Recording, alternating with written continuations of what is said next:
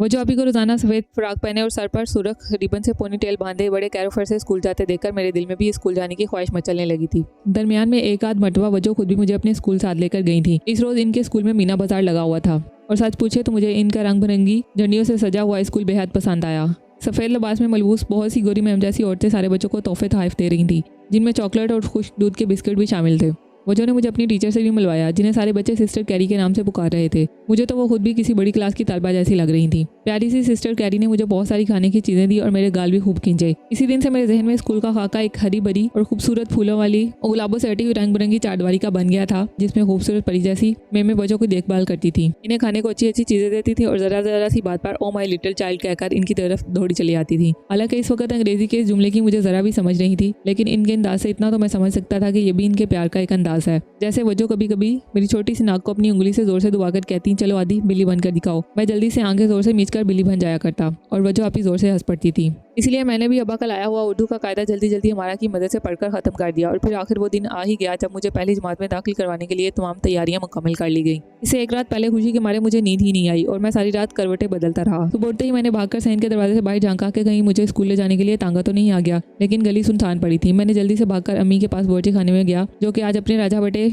आदि के स्कूल जाने के पहले दिन की खुशी में इसके लिए पराठा बना रही थी। मैंने इनसे पूछा मुझे लेने तांगा कब आएगा। अम्मी मेरी बात सुनकर जोर से हंस पड़ी और उन्होंने मुझे बताया कि मुझे लेने के लिए तांगा नहीं आएगा, बल्कि अब्बा मुझे अपनी साइकिल पर स्कूल दाखिल कराने जाएंगे। ये सुनते ही मेरा आधा मजा तो वहीं किरकिरा होकर रह गया। बोला बच्चे कब अपनी अब्बा की साइकिल पर स्कूल जाते हैं, और साइकिल भी कौन सी? अब्बा की वो पुरानी खटारा सहराब साइकिल। मैं तो आम हालात में भी इस पर अब्बा के साथ बैठने से गुरेज करता था। ये तो फिर स्कूल जाने का मामला था। भला मेरे स्कूल की मेमू तानिया मुझे अब्बा की साइकिल के डंडे पर लगी अगली छोटी सी गद्दी पर बैठे स्कूल आता देखकर क्या सोचेंगी, और इनकी नजरों में मेरी बोला क्या खाक इज्जत रह जाएगी। एक बार तो जी में आया साफ इनकार कर दूं कि मैं तांगे के बिना स्कूल नहीं जाऊंगा, लेकिन ये फिर सोचकर चुप रहा कि तांगे को बहाना बनाकर मेरे घर वाले वाकई मेरा स्कूल जाना मनसूख ही न कर दें। अलबत्ता मैंने दिल में यह सोच लिया था कि एक बार मेरा स्कूल में दाखिला पक्का हो जाए तब मैं तांगे के लिए भूख हड़ताल जरूर करूंगा। खुदा खुदा करके अब्बा ने अपनी साइकिल घर से बाहर निकाली और मैं अम्मी के हाथ का बनाया हुआ मलेशिया खद्दर के कपड़े का बस्ता गले में डालकर जल्दी से साइकिल पर बैठ गया और अब्बा मुझे इसलिए स्कूल की तरफ रवाना हो गए। लेकिन ये क्या, ये तो किसी और ही जानब मुड़ गए थे और मोहल्ले के फाटक से निकलकर दाएं की बजाय बाएं जानब चंद ही पैडल मारकर सड़क की दूसरी जानब एक अजीब सी भद्दी और बदनुमा पीले रंग की इमारत में दाखिल हो गए। मैं समझा ये अब्बा का दफ्तर होगा, लेकिन मेरे तो होश ही उड़ गए जब उन्होंने साइकिल को एक ही स्टैंड पर खड़ा किया और मुझे उतारते हुए बोले, लो भाई आ गया हमारे आदि का स्कूल। अभी मैं इनसे ये कह ही नहीं पाया था कि अब्बा जी आपको जरूर कोई गलत फहमी हुई है। इस नाम में एक सख्त गिर किस्म के मौलाना, जिनकी शक्ल मस्जिद के पेश इमाम से मिलती जुलती थी, सामने आते हुए नजर आए। उन्होंने अब्बा से हाथ मिलाया और मुझे यूं देखा जैसे कसाई बकरे को देखता है। अब्बा ने इनसे कहा, ये मेरा बरखुरदार आबाद है और आज से ये आपके हवाले हुआ। मैं जल्दी से अब्बा की टांगों के पीछे छुप गया, लेकिन अब्बा तो बिल्कुल अनजान ही बन गए। उन्होंने पीठ से खींचकर मुझे आगे कर दिया। मौलाना साहब, जिनका नाम बाद में हाफिज अनवर मालूम हुआ, उन्होंने मेरा हाथ सख्ती से पकड़ लिया, जैसे इनको इस किस्म के अलविदाई लम्हात का पहले ही काफी तजर्बा हो। अब्बा बेगानों की तरह अपनी साइकिल पर बैठे और पैदल मारते हुए ये जा वो जा। मैं इनके पीछे चीखता चलाता ही रह गया और मेरे मोटे मोटे आंसू मेरा दामन भिगोते रहे और मास्टर जी मुझे खींचते खांचते मेरी जमात में ले आए, जहाँ पहले से जमीन पर टाट बिछाए 30-35 बच्चे बैठे हुए थे। मैंने वजह आपी की क्लास में खूबसूरत डेस्क पड़े हुए देखे थे, जबकि यहाँ तो गिट से अटे हुए टाट पर मुझे जबरदस्ती बिठा दिया गया। बाकी बच्चे भी काफी सहमे हुए लग रहे थे। मैंने मेम उसानियों की तलाश में इधर उधर नजरें दौड़ाई, लेकिन मेरे साथ टाट पर बैठे दूसरे बच्चे ने मुझे बताया कि वो मुझसे पहले 2 दिन से यहाँ आ रहा है और इसने यहाँ कोई मेम नहीं देखी। बस इसी किस्म के मास्टर पाए जाते हैं। इस बच्चे का नाम राजा था। वो हमारे मोहल्ले के तीसरे दर्जे के क्वार्टरों में से चंद घर छोड़कर रहता था। और फिर जो मैंने गौर से देखा तो आसपास बहुत से बच्चे हमारे ही मोहल्ले के वहाँ बैठे नजर आए। या अल्लाह, ये क्या माजरा था, ये कैसा स्कूल था, और स्कूल का कोई जेल ज्यादा लग रहा था। मुझे ये सोचकर ही होल आने लगे कि इस फजूल जगह अब मुझे रोजाना आना होगा। कुछ ही देर बाद मास्टर जी ने हमें उर्दू का पहला कायदा निकालने का कहा और एक काले रंग के तख्ते पर पहले अलिफ मा दा और फिर मीम जोड़कर आम लिख दिया और अगले घंटे तक हमें बेवकूफ़ समझकर इसी एक लफ्ज़ की गर्दान करवाते रहे। 1 घंटे बाद इसी मास्टर ने उर्दू से दीनियात के उस्ताद का रूप धार लिया और हमें अरबी की आयतें पढ़ाने लगे। 1 घंटे बाद उन्होंने फिर चोला बदला और रियाजी के मास्टर बनकर 2 का पहाड़ा रटाने लग गए। सच पूछे तो मैं इसी उस्ताद का चेहरा देख कर बेहद बोर हुआ। बाद में पता चला कि इस तरह के सरकारी और उर्दू मीडियम स्कूलों में हर जमात का बस एक ही मास्टर होता है, जो बैक वक्त उर्दू दान, रियाजी दान, दीनियात, माशरती इल्म, साइंस और इमला समेत तमाम ज़मीन का माहिर होता है। अगला पूरा 1 साल यही साहब हमें ये सारे मज़ामीन पढ़ाएंगे। ला हौला वला कुव्वत इल्ला बिल्लाह। भला ये भी कोई तरीका हुआ। वहाँ वजह आपी की जमात में तो मैंने देखा था कि हर आधे घंटे बाद उस्तानी बदल जाती थी। चलो ये भी शुक्र है कि पहली जमात में सिर्फ उर्दू कायदा और दीनियात का सबक पढ़ना था,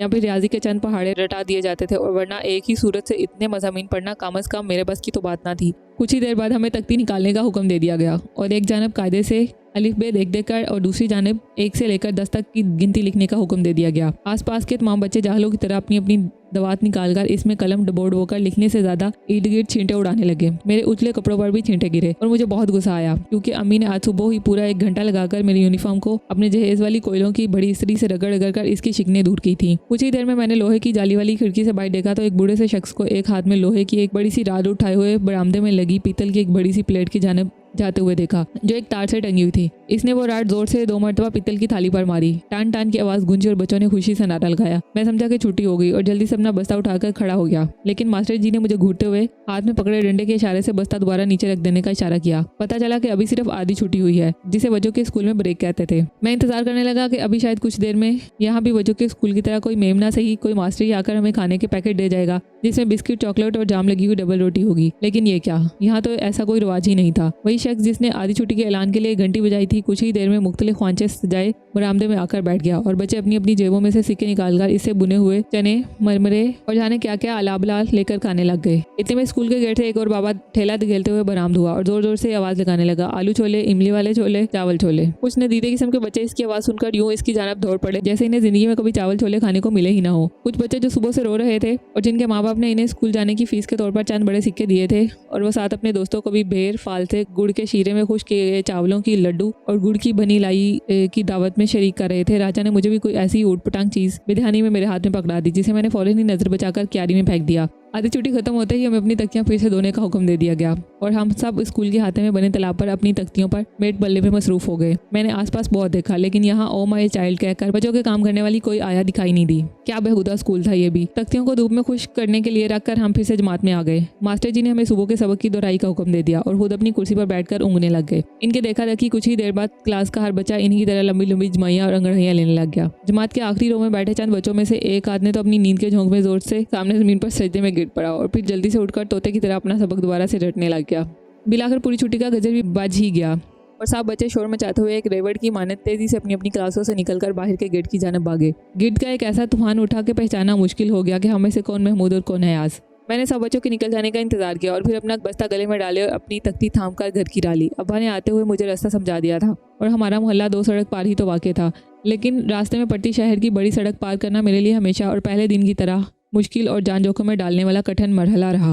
और आखिरकार मैंने इस खतरनाक रश वाली सड़क को पार करने का एक तरीका ढूंढ ही लिया। मैं अपनी आंखें बंद करके दिल ही दिल में 1 2 3 कहकर इधर उधर देखे बिना दौड़कर बंद आंखों से सड़क पार कर जाता था। अपने डर और खौफ और सड़क पर दौड़ती बड़ी बड़ी खौफनाक गाड़ियों के खतरे से बचने के लिए ये तीर बेहदफ नुस्खा कभी नाकाम नहीं हुआ। बाद में भी जिंदगी में कई मरतबा जब मुझे किसी खौफ और अनजाने खतरात का सामना करना पड़ता, तभी मैंने यही फार्मूला आजमाया और हर मरतबा अपने खौफ और डर की वो खतरनाक सड़क पार कर जाता था। अलबत्ता जब कभी मैं इस खौफ से चौंक कर आंखें खोलने की गलती की और डर कर रुका या पलटा, तो वहीं ठोकर खाई और गिर पड़ा।